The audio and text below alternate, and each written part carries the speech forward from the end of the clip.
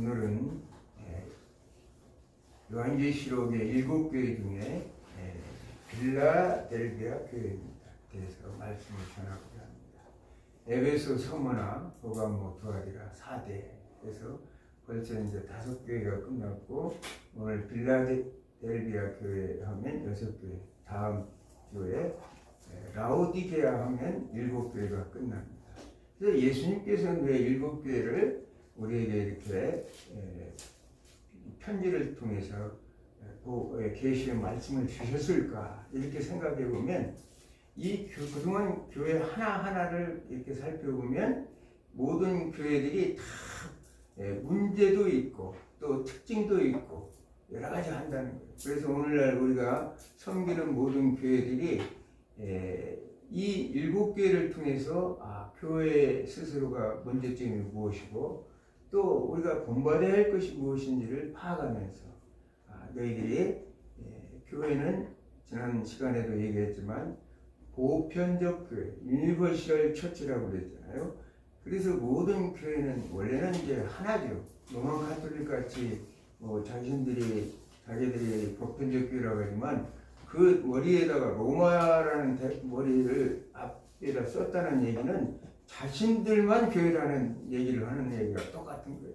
아예 그냥 그런 얘기를 하지 말아야 되는데 로만 카톨릭 이렇게 썼기 때문에 거기는 진정한 보편적 교회가 아니고 예수님이 말씀하시는 이 7교회야말로 진정한 보편적 교회라는 사실입니다. 그래서 교회 하나하나가 전부 하나님께서 예수님께서 우리에게 계시하는 말씀에 그 귀를 기울이고 성령이 너희가 성령께서 전하는 말씀을 귀를 기울이고 그 말씀을 따라 실천하라고 이렇게 말씀하시는 것이죠. 자, 오늘 빌라델비아 교회는 리디아라는 이 영토 속에 속해 있으면서 아주 작은 지역에서 그러면서 별로 이름이 많은 사람들에게 두각을 나타내지 못하는 교회입니다. 그러면서 이 지역의 특징이 뭐냐면 지진이 상당히 많다는 사실이에요.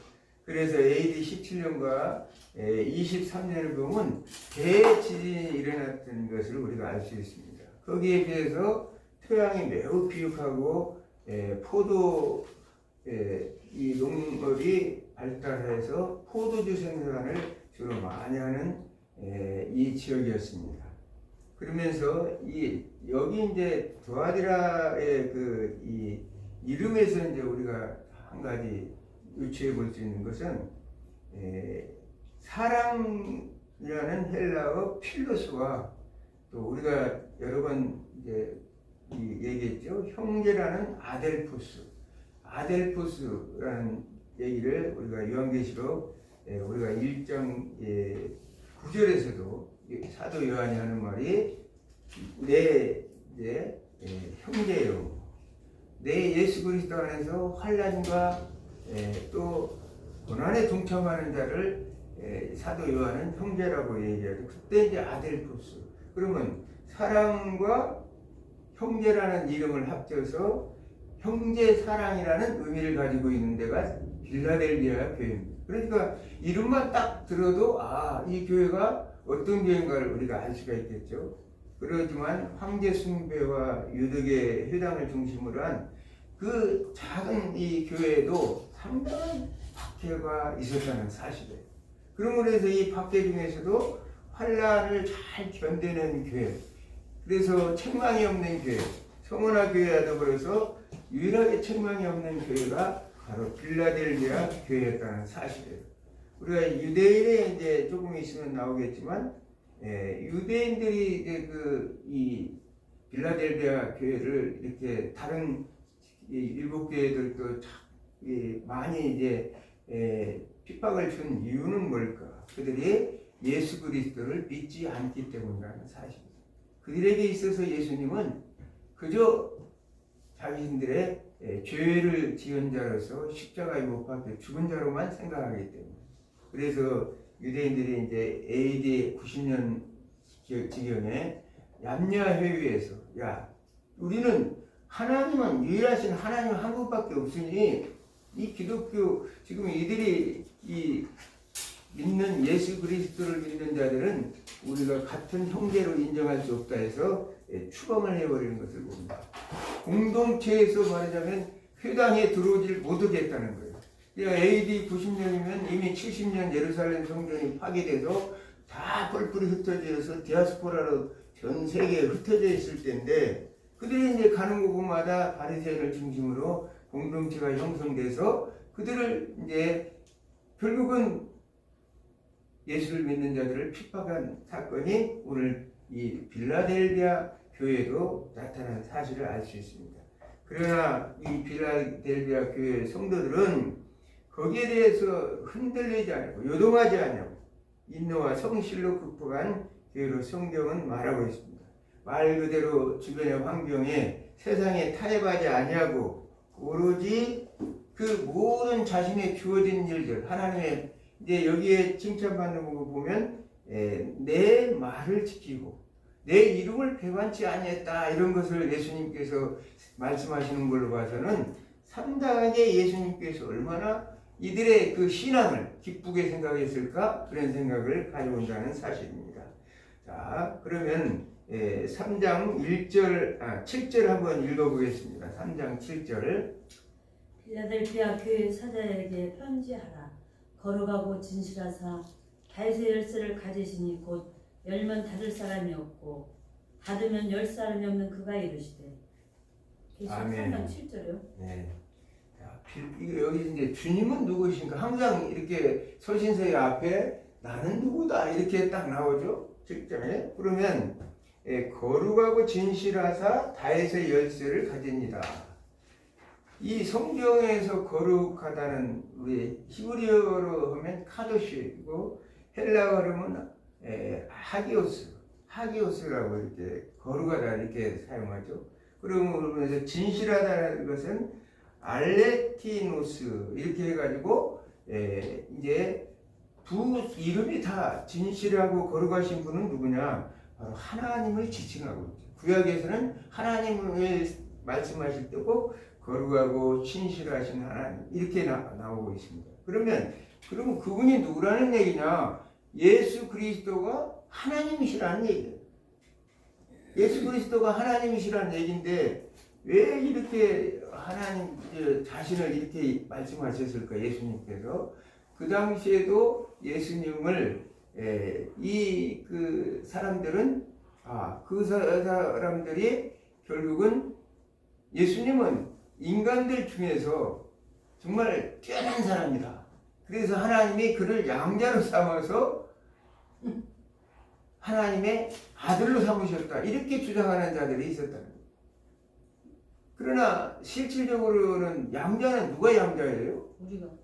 우리가 이 로마서 8장 15절 이하에 보면 하나님께서 예수님은 요한복음 1장 14절이나 요한복음 3장 16절에도 보면 독생자 예수 그리스도 하나님의 아들로 이렇게 말씀하시는 것처럼 예수 그리스도는 말 그대로 하나님이신데 인간들은 그렇게 아니고 우리가 하나님의 양자된 자인데 그러니까 우리는 어떤 자들이냐? 아주 하나님이 보시기에 뛰어난 자라고 우리가 생각할 수밖에. 왜냐하면 뛰어나서 하나님께서 양자 삼으셨다고 그러니까 우리 자신은 참 뛰어난 자들이구나. 하나님께서 기뻐하시는 자들이구나. 여러분들이 이렇게 이루 받으시면 되겠습니다. 하나님이 이름. 그래서 이제 예수님은 자신이 내가 바로 하나님이시다. 독생자이지만 삼위일체 하나님이라는 사실을 이렇게 말씀하고 있는 것이죠. 이제 거룩하고 진실하는 하나님은 본인 예수 그리스도는 거룩하시고 완전한, 진실하다는 것은 정확하고 신실하고 변함이 없다는 말씀이기 때문에 완전한 하나님이시다. 완전한 하나님이라는 자신을 표현하고 있습니다. 그러면서 다윗의 열쇠를 가지시니라. 다윗의 열쇠. 우리는 그 이사야 22장 22절에 보면 내가 또 다윗 집의 열쇠를 그 어깨에 두리니 그가 열면 닫을 자가 없겠고 닫으면 열 자가 없으리라. 이렇게 해서 이 지금 예수님께서는 이사야 말씀을 인용해서 예수님께서 자신을 다윗의 열쇠를 가진 자로 이렇게 표현하고 있다. 자신은 다윗의 열쇠를 가진 자. 참 그 성경에서 보면 왜 예수님은 다윗의 열쇠를 표현했을까? 열쇠면 열쇠 중에 다윗의 열쇠일까? 왜냐하면 이스라엘 백성들의 그 당시 유대인들에게는 다윗이라는 인물은 절대적인 왕권을 가진 자. 그러면서 모든 것들을 통치자로서 그들을 다스렸던 이 왕으로서의 그 모습을 예수님께서는 인용해서 이렇게 말씀하고 있다는 사실이에요. 그래서 이사야 55장 3절에 보면 너희는 귀를 기울이고 내게로 나와 들으라. 그리하면 너희의 영혼이 살리라. 내가 너희를 위하여 영원한 언약을 맺으리니 곧 다윗에게 허락한 확실한 은혜니라. 이스라엘 백성들에게 입장에서 다윗이라는 것은 다윗 언약을 생각할 수밖에 없어요. 그래서 예수님께서 자신을 다윗의 열쇠라고 말씀하시는 것은 내가 우리가 이 계시록 5장 5절의 말씀처럼 유다 지파에서 나온 다윗의 뿌리에서 나온 바로 그 세상에 인을 떼시기에 합당한 자로 예수님께서는 자신을 표시하죠. 그 얘기는 무슨 얘기냐면 예수님께서는 그 모든 세상의 구원과 심판의 키를 누가 가지고 있느냐? 사망과 음부의 키를 예수 그리스도 자신이 가지고 있다는 말을 오늘 이 말씀을 통해서 예수님께서 보여주고 있다는 사실이에요. 그러므로 해서 사무엘하 7장 13에서 16절을 보면 하나님께서 다윗에게 언약을 하셨고 그래서 내 나라, 내 후손들이 이제 영원한 말하자면 이 나라는 영원할 것이고 다윗의 왕국은 영원할 것이다 이렇게 말씀하셨는데 그 말씀이 뭐냐? 바로 오실 메시아를 염두에 두고 말씀하셨다는 거예요. 자, 이사야가 한 주전 700년경에 이 사람인데 예수님이 그 이후에 이제 오시는 거죠. 그러면 조금 있으면 이제 주전 580년경이면 남유다가 멸망을 당해요. 그건 하나님의 언약이 좀 이렇게 그렇게 말씀하셨는데 왜 이랬을까? 우리는 과거의 공부를 다 통해서 이 남유다의 죄악이 관영함으로 하나님께서 또 심판을 하셨고 또 그 심판을 계기로 해서 하나님은 예비하시고 준비하신 이 땅에 오실 메시아를 준비하셨던 사실을 우리가 알 수 있습니다. 그럼으로 인해서 오늘 예수님께서는 그 다윗의 언약을 성취할 자로 바로 오신 내가 그 다윗의 열쇠를 가진 이사야에서 말한 그런 자다. 이렇게 지금 예수님이 자신을 표현하고 있다는 사실입니다. 그러므로 인해서 열쇠라는 것은 천국에 들어갈 수 있는 분을 얘기하는 거죠. 요한복음 1장 14장 6절의 말씀처럼 내가 곧 길이요 진리요 생명이니 나로 말미암지 않고는 아버지께로 올 자가 없느니라. 예수 그리스도가 아니고서는 천국에 들어갈 자가 없다는 얘기예요. 그러므로 해서 열면 닫을 사람이 없고 닫으면 열 사람이 없다는 말씀은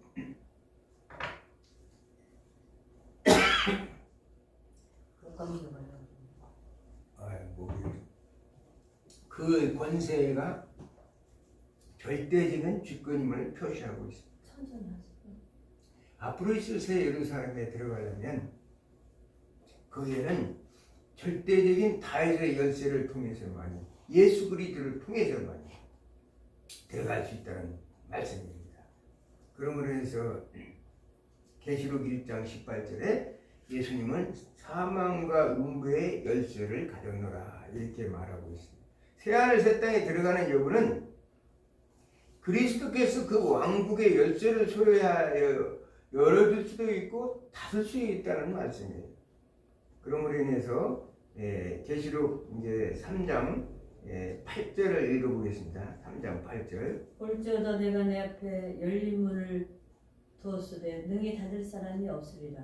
내가 내 행위를 아느니 내가 작은 능력을 가지고서도 내 말을 지키며 내 이름을 배반하지 아니하였도다. 아멘. 자, 열린 문을 두었다. 예수님 자신이 이제 열린 문으로 이번에는 표현하고 있죠. 이제 요한복음 10장 7절의 말씀처럼 나는 양의 문이다. 이 양들은 예수 그리스도의 이름을 부르면서 구원받은 이 양의 문은 예수 그리스도 이름을 부르면서 구원받은 백성들이 들어가는 문이 양의 문이라는 사실. 그러므로서 사도행전 4장 12절에 보면 다른 이로서는 구원을 받을 수 없나니 천하 사람 중에 구원받을 만한 다른 이름을 우리에게 주신 일이 없느니라. 예수 그리스도 구원받아서 양의 문에 들어가는 사람들은 예수 그리스도의 이름을 부르면서 그 양의 문으로 들어가서 천국의 문으로 들어간다는 사실. 예수 그리스도 외에는 어느 누구도 우리를 천국으로 인도할 자가 없다는 사실을 성경은 우리에게 말씀하고 있다는 거예요. 그런데 당시 이제 빌라델비아에는 유대인의 회당이 있었어요. 아까도 말씀드렸죠. 유대인들은 눈에 가신 거예요. 아니 자기들이 십자가형을 처형시킨 사람을 메시아, 주, 로드라고 그러죠. 퀴리오스, 헬라어로는 퀴리오스, 주 이렇게 불러대니 자기들이 정말 눈에 가시에요. 이것들을 없애야 되는데 자신들은 지금도 오실 메시아를 기절하고 있다는 거예요. 다윗 왕과 같은 큰 왕권을 가진 권력을 가진 힘을 가지고 있는데 눈에 가시에요. 그렇기 때문에 유대인들이 그 회당에 있으면서 빌라델비아 교회 성도들을 괴롭혔다는 사실이에요.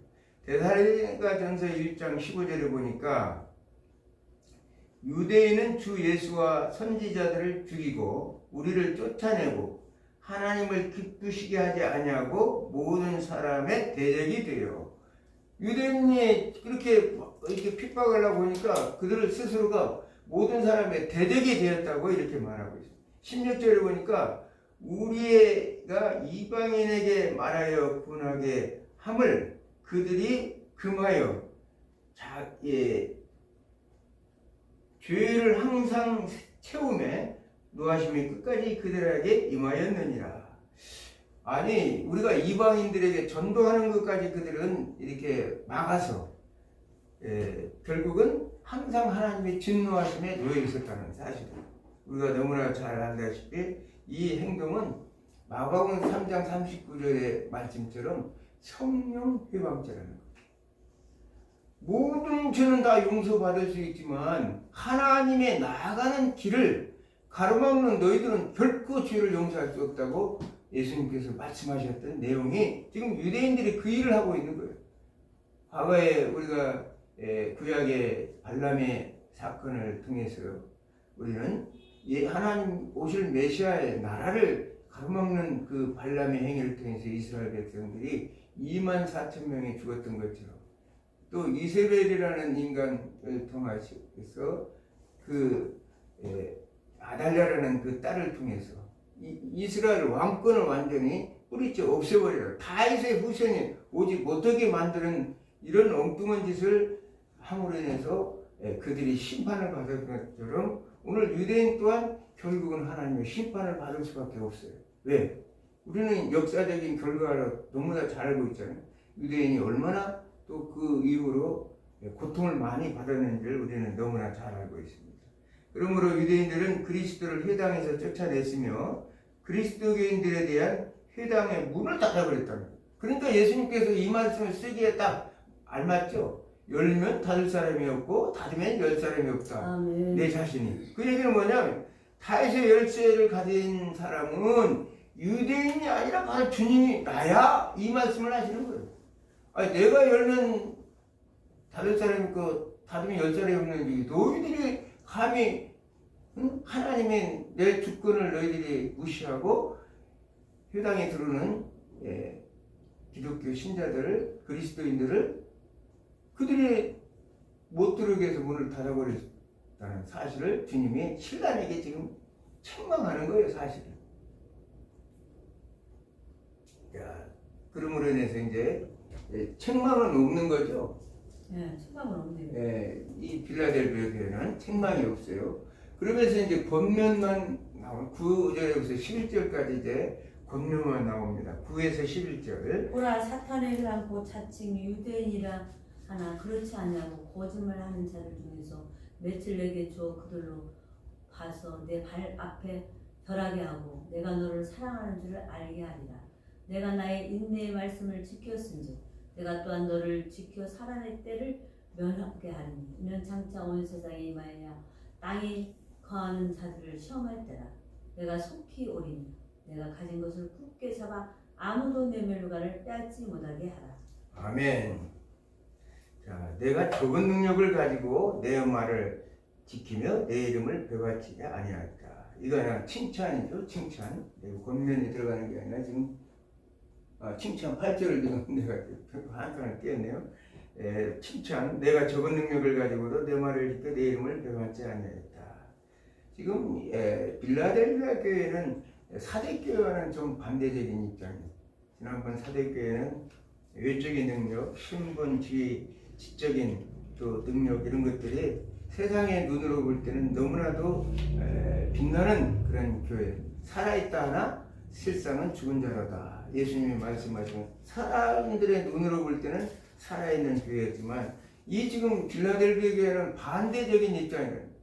너희들이 볼 때는 참 그곳에는 그렇게 유명한 사람들, 우리가 오늘날로 말하자면 선망의 대상이 되는 그런 사람들은 없지만 여기 보면 주목을 받지 못하고 유명인사들이 방문한 적이 없다고 이렇게 말하고 있습니다.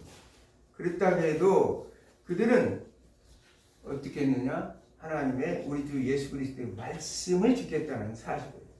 우상 숭배, 황계 숭배, 유대인의 핍박이 있었을지라도 그들은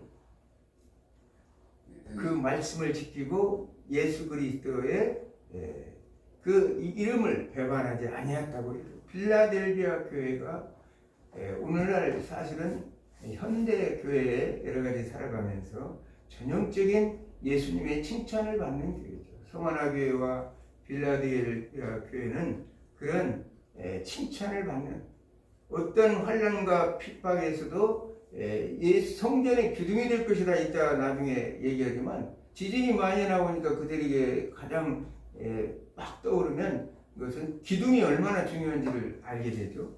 그러므로 인해서 예수님께서는 그것을 빗대해서 내가 성전의 기둥이 될 것이다 그러면서 세상 풍조에 흔들리지 않고 말씀을 지키며 견고하게 성장해 나가는 교회가 빌라델비아 교회라는 거예요. 세상의 눈으로 보지 말고 주님의 눈으로, 주님의 가치관으로 교회를 바라보고 사람을 바라봐야 되는데 오늘날도 이것은 참 많은 규감을 주는 말씀입니다. 신앙생활은 이제 마라톤과 같다고 내가 말씀드렸어요. 누가 참 얼마나 오래 견디냐는 싸움이죠, 사실. 그것을 이긴 교회가 바로 빌라델비아 교회라는 사실이에요. 주님이 요구하시는 교회상은 결코 외적인 성장에 있지 않고 오히려 견고한 내면의 성숙을 요구하신다는 사실을 오늘 예수님의 말씀을 통해서 우리는 알 수 있습니다. 요한복음 14장 21절의 말씀처럼 나의 계명을 지키는 자야 나를 사랑하는 자다. 그러면서 24절에는 내 말을 지키지 아니하나니 나를 사랑하지 아니하는 자는 내 말을 지키지 아니하나이다. 이렇게 말씀하고 있어요. 예수님께서 항상 말씀하는 것이 요한복음 13장 34절의 말씀처럼 새 계명을 주노니 서로 사랑하라. 새 계명이 뭐냐? 내가 너희를 사랑한 것처럼 너희도 서로 사랑하라. 지금 그것을 누가 잘 지켰다고요? 빌라델비아 성도들이 잘 지켰다는 사실이에요. 너희들은 그래서 지금 오늘 칭찬을 받는 거예요. 그러므로 인해서 이 빌라델비아 교회는 성하나 교회적으로 결국은 하나님의 책망이 없는, 예수님의 책망이 없는 그런 교회로 이렇게 성경은 오늘 또 말씀하고 있습니다. 그러면서 이제 이 9절에 보니까 보라 사단의 회 곧 자칭 유대인이라 하나 그렇지 않고 거짓말하는 자들 중에서 며칠 내어줘 너희로 와서 내 발 앞에 절하게 하고 내가 너를 사랑하는 줄 알게 하리라. 지금 예수님께서 그래 유대인들이 그 앞자리에서 이 핍박을 그렇게 받으면서 그 핍박 중에서 잘 견뎌내고 회당에 들어가지 못하게 하고 문을 닫아버리고 했지만 너희들에게도 이제 그 내가 심판을 하겠다는 거예요. 이 지금 폴리갑의 친구였던 안디옥 교회 감독이었던 이그나티우스라는 그 감독은 자신의 서신서에서 소아시아에 당시에 있던 많은 유대인들이 로마를 등에 업고 기독교 핍박에 앞장을 섰다 이렇게 이제 기록하고 있는 걸 그러니까 그 핍박 속에서도 예수님께서는 다 보고 있어요. 하나님의 일곱 영, 하나님의 일곱 눈을 가진 성령에 의해서 예수님은 모든 것을 다 알고 계신다는 사실을 말씀하고 있죠. 그들이 생각할 때 그들은 혈통적인 유대인이 바로 하나님의 백성이라 이렇게 생각했죠. 우리가 지난번에도 얘기했지만 로마서 1장 28절 말씀처럼 표면적 유대인이 아니고 또 표면적 할례가 아니다. 할례는 마음에 할지니 이렇게 기록하고 있죠. 그래서 이 예수님께서 생각했던 그 유대인들은 그들이 하나님의 다윗 아브라함의 후손이기 때문에 우리는 당연히 이제 하나님 나라 백성이라고 생각했지만은 이 실질적으로는 예수님께서는 그리스도를 믿음으로 인해서 하나님의 백성됨을 이렇게 말씀하고 있다는 사실. 예수 그리스도를 믿는 자가 하나님의 백성이라고. 유대인들은 믿지 않으므로 이제는 하나님의 백성이 아니므로 오늘 아까도 말씀하셨지만 그들에게 이제 결국은 하나님께서 시험을 이제 주고 심판할 수밖에 없다고 지금 이렇게 말하고 있는 거예요. 그들은 그리스도인을 중상하고 핍박함으로 유대인 자신이 사탄의 회가 되었다. 거꾸로 요즘 교회도 잘못 오면 사탄의 회가 될 수가 있어요. 정말 조심해야 돼요. 포로하고 유대인들의 일반적 기대는 당연하게 자신들이 다윗 왕 때처럼 이방 민족들에 의해서 굴복을 하며 섬길 것이라는 그런 희망을 가지고 있었어요. 그게 어디에 나오냐면 이사야 60장 14절을 보면 너를 괴롭히던 자의 자손이 몸을 굽혀 내게 나오며 너를 멸시하던 모든 자가 내 발 아래 엎드려 너를 일컬어 여호와의 성읍이라 이스라엘의 거룩한 이의 시온이라 하리라. 이렇게. 근데 성경을 이 사람들은 잘못 알아듣고 하나님의 말씀을 올바르게 깨닫는 것이 얼마나 중요한지 모르는데 이 말이 자신들의 말처럼 메시아는 다윗 왕과 같이 와서 자기의 나라를 다시 회복해 줘서 이런 모든 나라들이 이방 나라들이 이 이스라엘을 향해서 이렇게 무릎을 꿇을 것이다 이렇게 생각을 했다는 거예요. 그러나 예수님께서는 이 말씀은 이 기대가 거꾸로 되어 유대인 자신은 이방인의 역할을 하고 교회가 참 이스라엘의 역할을 하게 되었다고 오늘 예수님께서 말씀하고 있는 거예요. 너희들은 나를 믿지 않기 때문에 내가 온 이 목적은 온 세상을 진짜 평화의 나라, 하나님 나라, 보편적 진정한 하나님의 나라를 만들기 위해서 온 것이지 너희들만을 위해서. 참 우리가 생각해도 그렇죠. 유대인들이 참 무지한 것은 창세기를 봐도 그렇잖아요. 창세기 하나님은 우주만물의 창조주 하나님이고 창세기 1장에서 10장 보면 11장까지는 세계 모든 민족의 하나님이잖아요. 그런데도 그들은 자기들만의 하나님이라고 생각하고 착각을 하고 있었다는 게 참 이해가 못해요. 그런데 오늘 예수님께서는 그 모든 것들을 반대로 하겠다는 거예요. 너희들 나를 믿는 자들을 이렇게 핍박하고 그렇게 이방인 취급을 했기 때문에 결국은 너희들이 이방인이 되고 하나님을 믿는 자들이 참 이스라엘이 될 것이다 이렇게 말해요. 우리가 지난번 시간에도 얘기했지만 2차 대전 때 홀로코스트를 알죠. 유대인들이 600만 명이 핍박을. 나는 이걸 보면서 그 생각이 벌떡 나더라고. 오늘 말씀 구절을. 하나님은 물론 하나님의 유대인도 하나님의 백성이지만 그들이 예수를 믿지 않는 옛날같이 과거에 고집만 부렸다가는 결국은 그들도 아무리 아브라함의 후손일지라도 지옥 갈 수밖에 없어요. 근데 그 당시에 2차 대전에 그 당했던 그리스도 서방 세계는 그리스도인들이 얼마나 서방 세계 그 당시에 흩어진 그리스도인들이 기독교 신자들이 많았는데 그들이 마음속에는 늘 또 한 번 그런 것들이 담겨져 있었을 거예요. 그걸 보고 오기 위해서 그것에 대한 반발로 유대인과 그 당시에 2차 대전 1000명이라는 엄청난 숫자가 죽었다고 이렇게 기록하고 있습니다. 그러니까 정말 오늘 이 본문 이사야 60장의 말이 이게 지금 이스라엘을 위해서 한 말이 아니라 예수 그리스도를 통해서 이걸 하나님 나라 왕국의 백성들을 괴롭히던 자들에게 하나님의 심판이 맺구나 그것을 생각해 볼 수가 있었다는 사실이에요. 그러면서 3장 10절에 보니까 내가 나의 인내의 말씀을 지켰은즉 때 내가 또 너를 지키며 시험의 때를 면하게 하리니 이는 장차 온 세상에 임하여 땅에 거하는 자들을 시험할 때라.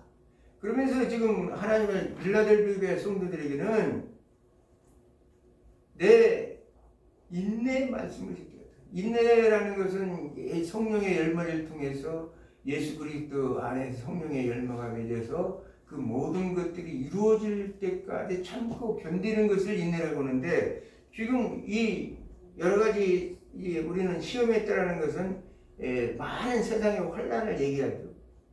그런 환난 속에서 또 최후의 심판 앞으로서 이제 요한계시록 6장부터 이제 인심판, 나팔심판, 대접심판이 나오는데 그 심판의 때에 그 모든 시험의 때를 면하게 해주겠다고 예수님은 말씀하고 있습니다.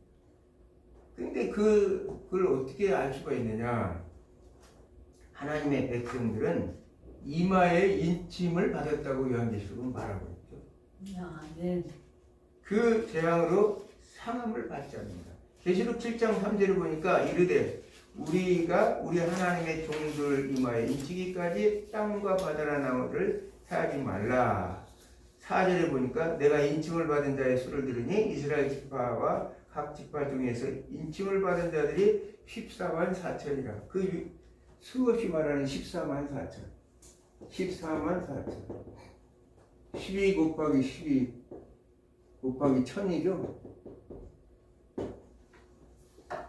구약과 신약에 하나님을 믿는 예수 그리스도를 믿는 믿음의 백성들의 1000이라는 것은 충만한 수를 얘기하고 있기 때문에 그 수가 14만 4천. 물론 어떤 사람들은 이게 14만 4천은 가지고 계시록 7장 할 때 하겠지만 이 자기들이 뭐 여호와의 증인들 같으면 14만 4천만 딱 구원받는다. 또 어떻게 보면 그럴 수도 있어요. 왜? 그만큼 천국 들어가기가 어렵다는 뜻에서 얘기하면 좋겠지만 그러나 천국 문이 그렇게 좁아버리면 이 땅에 거기 들어갈 사람이 인류의 역사상 몇 명이나 되겠어요. 그런데 이 재앙들은 하나님께서 그 백성들의 오늘 빌라델비아 성도들에게 인침을 해서 하나님의 표를 거기다가 딱 너는 내 것이라 아까 얘기했지만 양자의 표를 딱 심어 줌으로 인해서 결국은 이 재앙들은 적그리스도 짐승을 따르는 자들만 결국은 심판을 받을 것이라. 유대인들 너희들 나를 그렇게 사실은 핍박하고 나를 그렇게 십자가에 못 박혀 죽었던 너희들 다시 회개하고 나를 믿지 않는다면 너희들은 그 시험에 대해 심판을 받을 수밖에 없다는 사실. 하나님은 정말 충분히 그럴 수 있는 것이죠. 애굽에 우리는 멸재앙을 알 수 있습니다. 이스라엘 땅에 고센 땅에만 재앙이 없었다는 얘기예요. 나는 그 로마 화재 때도 그런 생각이 들더라고요. 14구역인가 그런 중에서 딱 유대인들이 사는 2구역만 그 피해를 안 입었다고 그래요. 하나님이 그래도 하나님의 이제 믿는 기독교 신자들과 유대인들만 믿는 지역 사는 사람들이 있는 지역은 로마 그 대화재 때 그 화재를 면했다고. 그러므로 네로 왕조가 기독교를 그 뒤로부터 어마어마하게 핍박을 해서 십자가에 달리고 그것을 이제 유대인들이 이건 예수쟁이들이 이렇게 했다고 함으로 인해서 십자가에 달리고 이 몸에다 기름을 발라가지고 화약을 처했다고 할 정도니까 기가 막힌 뒷박을 받은 거죠. 그런데 하나님께서는 얼마든지 할 수 있다는 얘기를 우리에게 보여주고 있는 사실이에요. 예수님 말씀이. 예수 그리스도께서는 빌라델피아 교인들과 온 성도들의 충성됨을 보상하면서 그 시험에서 반드시 그들을 보존할 것이라고 오늘 본문을 통해서 말씀하고 있습니다. 아멘. 그러면서 11절에 보니까 내가 속히 오리라, 속히 오리니 내가 가진 것을 굳게 잡아 아무나 내 면류관을 빼앗지 말게 하라. 예수님이 뭐 속히 오신다는 말씀 요한계시록 당시에도 계속적으로 우리가 계시록 22장 물론 사복음서에도 계속 나오고 있지만 12절을 보면 내가 속히 와서 너희들 행위대로 모든 것들을 심판하는데 너희들에게 상급을 주시겠다고 이렇게 말씀하십니다. 상급을 주실 것이다. 그러므로 인해서 이제 우리는 굳게 잡아야 된다. 한번 그렇게 하는 거야. 신앙은 아까도 말했지만 마라톤이기 때문에 끈질기게 잘 붙들어서 면류관을 이제 받아라 이렇게 말. 칭찬받는 교회만 면류관이 이제 예수님께 약속이 되죠. 서문학교에도 그렇게 하죠. 내가 죽도록 청소하나 그리하면 내가 생명의 면류관을 너에게 주리라. 서문학교에도 얘기하셨어요. 근데 여기서도 지금 이제 빌라델피아에도 예수님께서 야 너희들 이렇게 내가 가진 것을 굳게 잡아 버티면 내가 너희들에게 면류관을 줄 것이다. 사도 바울은 고린도 9장 24절을 보면 운동장에서 다름질하는 자들이 달릴지라도 오직 상을 받을 사람은 한 사람인지를 너희가 알지 못하느냐. 너희도 상을 받도록 이와 같이 다름질하라. 지금 오늘 본문의 말씀하고 잘 매치가 되죠. 왜냐하면 이 면류관을 받기 위해서는 지속적으로 뺏기지 않으려고 계속적으로 노력을 해야 될 책임도 우리에게 있다는 사실을 성경은 우리 주님이 말씀하고 있는 거예요. 우리가 신앙생활은 아까도 얘기했지만 끊임없이 힘든 여정이 반드시 있어요. 오늘도 목사님하고도 얘기했지만 이 마귀가 얼마나 내가 이 강의만 하려면 내가 지금 여러 번 얘기했는데 이상하게 방해 요한계시록을 바르게 강의하는 사람들에게는 엄청나게 사탄의 도전을 받나 봐요. 물론 뭐 이단질처럼 사람을 미혹해서 지옥으로 끌고 가려고 엉뚱한 해석을 하는 사람들에게는 관계가 없을지 모르지만 그런 사람들은 또 사람도 많이 뭐 달라붙더라고요. 근데 온전한 하나님의 말씀. 왜냐하면 지금 요한계시록 하는 이유는 뭐냐? 우리가 지금 세상적인 여러 가지 당연히 하나님은 우리가 믿는 자들에게 하나님께서 모든 축복을 약속하셨어요. 우리는 또 이미 축복을 받은 자들이에요. 그러나 이 축복 가운데서도 요한계시록은 뭐냐? 사탄과 어떻게 싸워서 이길 것인가를 우리에게 가르치는 책이에요. 아멘. 최후의 승리. 지금도 우리를 방해하는 세력은 그 우리를 방해하는 매개체인 사람이 아니라 그 뒤에 숨어있는 사탄의 정체를 우리는 알고 그것을 깨부시는 일을 하고 있는 책이 바로 요한계시록이기 때문에 이런 핍박이 많이 있을 수밖에 없어요. 디모데후서 4장 7절을 보니까 나는 선한 싸움을 싸우고 나의 달려갈 길을 마치고 믿음을 지켰으니 8절에 이제 흐르는 나를 위하여 의의 면류관이 예비되었으므로 주 곧 의로우신 재판장이 그날에 내게 주실 것입니다. 내게만 아니라 주의 나타나심을 사모하는 모든 자에게 돈이라. 이렇게 말합니다. 참 사도바울 목사님 이건 정말 멋있는 말씀이죠. 나는 선한 싸움을 아까 얘기했지만 끝까지 포기하지 않고 붙잡았다는 거예요. 그리고 자기의 모든 것들을 이제 다 마쳤다. 이제 곧 이제 순교 날짜가 얼마 안 남은 거죠. 이 디모데후서는 사도바울 목사님은 마지막 이 저서기 때문에 얼마 남았지 않았다는 걸 알았어요. 그래서 자기는 선한 싸움을 이제 마쳤다는 거예요. 맞춰서 그러나 이제 의의 면류관이 예비되어 있는데 나뿐만 아니라 예수 그리스도를 믿는 당신들도 모든 걸 똑같이 모든 자에게 멸류관이 있을 것이라 이렇게 말씀하고 멸류관을 빼앗지 못하게 하라 하면 이 빌립보서 2장 12절의 말씀처럼 두려움과 떨림으로 너희 구원을 이루라 이렇게 말씀과 같이 끝까지 믿음을 굳게 서서 하나님의 말씀대로 지켜나가는 것이 바로 마지막 날에 멸류관을 받는 예수님이 뭐 너희가 너희를 알지 못하겠느라 이렇게 말씀을 이제 이 마태복음 7장 22절 보면 너희가 내 이름으로 선지자 노릇도 해요. 또 귀신도 쫓아내었지만 뭐라고 말씀하시냐면 너희가 권능도 행하였지만 그때 내가 그들에게 말하되 내가 너희를 도무지 알지 못하겠노라. 이거 무서운 말씀이에요. 아니 선지자 노릇도 했고 또 귀신도 내쫓았대요. 근데 예수님께서 너희들을 불법을 행하는 자다. 예수 이름으로 기름지고 배부르고 또 물론 교회는 가난한 것을 주님이 원치 않죠. 근데 그 삶이 예수 그리스도를 떠나서 그들이 세상적인 것을 미혹이 돼서 예수 이름을 팔아서 그들이 그런 삶을 살았다면 예수님께서 책망하시겠다고 이렇게 말씀하시는 거죠. 우리가 마태복음 25장 12절 말씀에서도 열천에 비해서 끝까지 인내하지 못한 끝까지 주님의 멸류관을 바라보고 잡지 못한 이 다섯 처녀에게 그 문을 막 두드리니까 예수님이 하신 말씀이에요. 12절에는 내가 너희를 알지 못하라. 몇 장 몇 절이요? 마태복음 25장 12절 대답하여 이르되 진실로 너희는 내가 너희를 알지 못하겠나.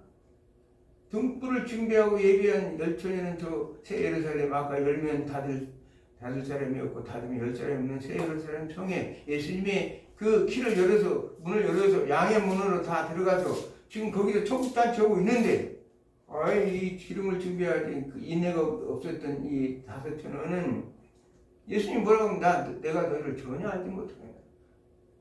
우리가 신앙이라는 것은 마지막까지 어떻게 버티느냐.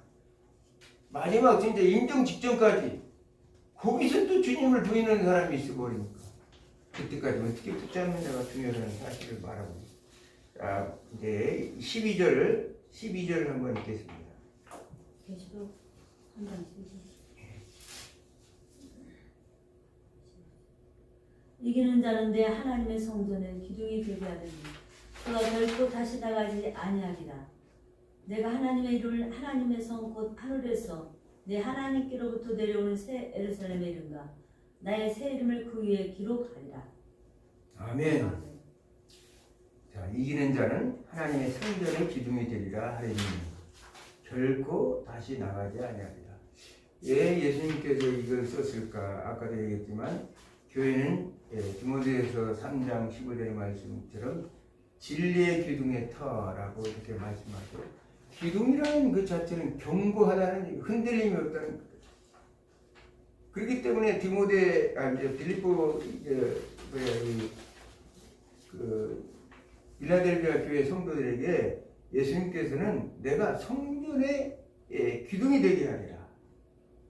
너희들의 그 신앙과 모든 것들은 인내와 모든 것들을 다 인정하면서 영구적으로 너희들은 하나님께서 예수님께서 보존하겠다고 이렇게 말씀하시는 거예요. 결코 다시 나가지 아니라는 말은 은유적인 표현이죠. 모든 것들을 확증해 주겠다는 말씀이십니다. 성도들의 구원을 예수님께서 확실히 보장해 주신다는 말씀이에요. 이 지금 기둥을 말씀하신 것은 왜냐하면 빌라델비아 교회 성도들에게 가장 참 눈에 확실한 건 뭐예요? 단단한 기둥을 말하는 거죠. 자진 지진에 대비해서 견고한 기둥을 세워야 하기 때문에 안정하기 때문에 예수님께서 이 말씀을 하실 때 그렇구나. 그 성전의 기둥 야긴과 보아스라는 구약의 예루살렘 성전의 그 두 기둥처럼 다 그 굳건한 기둥이 딱 세워져요. 그렇게 견고하게 흔들리지 않게 해주시겠다는 거예요. 그럼으로 인해서 그 지역 사람들은 자동적으로 예수님이 하신 말씀이 오늘 본문의 말씀은 예수님이 그렇게 우리가 이 치진 때문에 맨날 노이로제 걸려서 이리 도망가 저리 도망가 그래서 도시에서 살지 못하고 시골로 많이 튀어나가서 포도농사 지면서 이렇게 살았는데 이제 예수님께서는 이렇게 든든한 기둥을 세워주시겠다고 이렇게 말씀하십니다.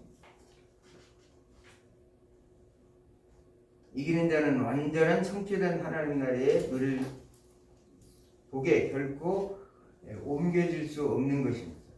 우리는 촛대는 이렇게 계시록 우리가 지난번에 2장 6절에서 말씀처럼 옮길 수 있을지라도 기둥은 절대 옮겨가기가 쉽지 않죠. 촛대는 내가 너희가 말씀대로 행하지 않으면 촛대를 옮기리라고 말씀하셨죠. 근데 에베소교회에 말씀하실 때 그러면서 예수님께서는 내 이름과 하나님의 성 하늘에서 내 하나님 그릇에 내려오는 새 예루살렘의 이름과 나의 새 이름을 그 위에 기록하리라. 그리스도께서는 이기는 자에게는 하나님의 이름과 하나님의 성 새 예루살렘의 이름 그리고 예수 그리스도 자신의 이름을 거기에다 기록하시겠다는 거예요. 이기는 자 위에 기록하시겠다. 그리스도를 따르는 자들의 이마에 그리스도의 표를 받아서 그들이 짐승에게 미치는 그 심판이 아니라 그리스도에 속한 자로 표를 딱 이름을 딱 쳐줘서 그들이 앞으로 있을 새하늘 새 땅 새 예루살렘 성전에 들어가서 그들이 이제 진정한 천국 잔치에 들어가고 하나님 나라 영원한 나라에 들어갈 수 있도록 하나님께서 예수 그리스도의 이름 자신의 이름을 이 표라는 이름이죠. 카라그마 우리가 옛날 계시록 할 때 13장 공부할 때 이제 했지만 낙인을 아주 찍어주겠다는 거예요. 계시록 14장 1절을 보니까 또 내가 보니 어린 양이 시온산에서 꽃과 함께 14만 4천이 있는데 그들의 이마에는 어린 양의 이름과 아버지의 이름이 쓴 것이 있더라. 그러니까 예수님께서 그들의 이마에 아버지의 이름과 예수 그리스도 이름을 이렇게 표로 딱 인을 쳐줘서 그들은 결코 누구든지 해를 잠지 아니하고 범하지 아니하고 하나님의 새 예루살렘 성에 그곳에 도달한다. 자, 우리가 새 예루살렘이 나오니까 이렇게 이제 한번 마지막으로 이것만 얘기하고 마치겠습니다. 요한계시록의 21장에 새 예루살렘이 나오죠. 하늘에서 이제 새 예루살렘이 새 예루살렘 성. 하늘에서 이제 내려와요. 하늘에서. 이제 계시록 이제 14장에 가면 자 우리가 계시록 1장부터 3장까지는 지상교회에 대해서 말씀해요. 1에서 3장은 지상교회. 예수님이 지상교회. 그러면 4장과 5장은 뭐냐? 천상교회에서의 천상교회. 4장 5장은. 그런데 계시록 21장에 가보면 세르살렘 성이 세르살렘 지금 어디에 있어요? 천상교회에 있는 거예요. 그렇죠? 네. 그래서 이 세르살렘 성이 내려와. 그 얘기는 뭐냐면 하나님의 이 천상교회와 지상교회가 완전한 일치를 이룸으로 인해서 진정한 새하늘 새 땅에 새 예루살렘 성인에서 성도들이 사는 모습이 그때 이제 완전하게 이루어집니다. 지금은 내가 지난번에 얘기했지만 천상의 교회와 지상의 교회. 예수님께서는 지금 여기 보면 요한은 천상의 교회 갔다가 지상의 교회로 갔다가 지금 왔다 갔다 하는 거예요, 지금. 그러면서 이제 지상의 교회의 모습을 1장에서 3절까지 쭉 이렇게 사도 요한이 그걸 봤다면 4장에서는 천상의 모습을 이제 교회 모습을 보게 되는 거예요. 그러면서 마무리를 예수님은 21장에 가서 이 새 예루살렘 성이 이 땅에 와서 혼인잔치와 함으로 더불어 이제 22장에 가서는 천국의 백성들이 사는 모습을 아주 그냥 이렇게 자세히 기록하고 그러니까 이 하나님의 말씀을 듣고 이 말씀대로 행하는 사람들에게는 우리에게는 그런 인내와 희망과 소망을 가지고 가는 것이고 이 핍박받았던 많은 오늘날도 우리도 핍박을 많이 받는 쪽에 속해 있다고 봐야죠. 이기는 자를 현대 유대인의 핍박자들과 강력한 대조를 이루면서 우리에게 예수님께서 약속하시는 거예요. 그러므로 3장 13절의 말씀처럼 귀 있는 자는 성령의 교회들에게 하시는 말씀을 들을지어다. 근데 아무리 이렇게 주님이 말씀하셔도 귀가 안 열리는 사람들이, 눈이 안 뚫리는 사람들이 있어요. 야, 참 그러니 하나님의 은혜일 수밖에 없어요. 왜냐하면 아무리 좋은 말씀을 전한다 하더라도 주님이, 그러나 그걸 절대로 안 듣겠다고 귀를 막는 사람들, 그리고 또 이 하나님께서, 우리는 성령에 충만해 있으면 눈이 열리잖아요. 영안을 영에서 하나님의 지식의 영이 임해가지고 깨닫는 것도 엄청나게 깨닫고 모든 것을 다 하는데, 성령이 교회들에게 하는 말씀을 절대 들으려고 하지 않고 자기 고집, 자기 아집, 그런 사람들이 너무 많다. 요즘에 이제 그 유튜브에 이름 있는 사람들, 목사님들 또 신학자들 아주 이렇게 들어보면 이 시대가 이제 교리는 뭐 교회 이거 교리 싸움 하지 말고 그냥 교회를 가톨릭이 뭐고 다 그냥 하나의 교회니까 아주 말을 듣기 좋죠. 이거 온전하게 하나로 합시다. 에큐메니컬 운동은 그렇게 말하는 거예요. 근데 그 사람들은 다 한국에 이름 있는 저명한 사람들. 참 말은 좋지. 근데 성경에서요, 결코 하나님을 대적하는 세력들과는 합칠 수가 없어요. 근데도 그걸 잘 생각하지 못하는 사람들이 많이 있더라고요. 우리는 오늘 말씀을 맺겠습니다. 우리는 빌라델비아 교회, 또 소만한 교회, 이 교회들이 칭찬받았던 것처럼 우리 또한 칭찬받아요. 그렇다고 해서 일곱 교회가 부자라고 해서 예수님이 책망하는 것도 아니고, 가난하다고 해서 칭찬하는 것 결코 아니에요. 한 가지 우리가 분명히 알아야 되는, 요한계시록에서 말씀하는 것은 부자니까 예수님이 책망하고, 가난하니까 예수님께서 칭찬하는 것 결코 아니에요. 교회를 우리가 어떻게 신앙의 종교를 지키고 영적 생명력을 가지고 살아가기를 원하는 주님의 마음으로 지금 이렇게 가르치고 있다는 사실을 우리가 생각하면서 한 주간도 승리하시를 주님의 이름으로 축원합니다. 기도합니다.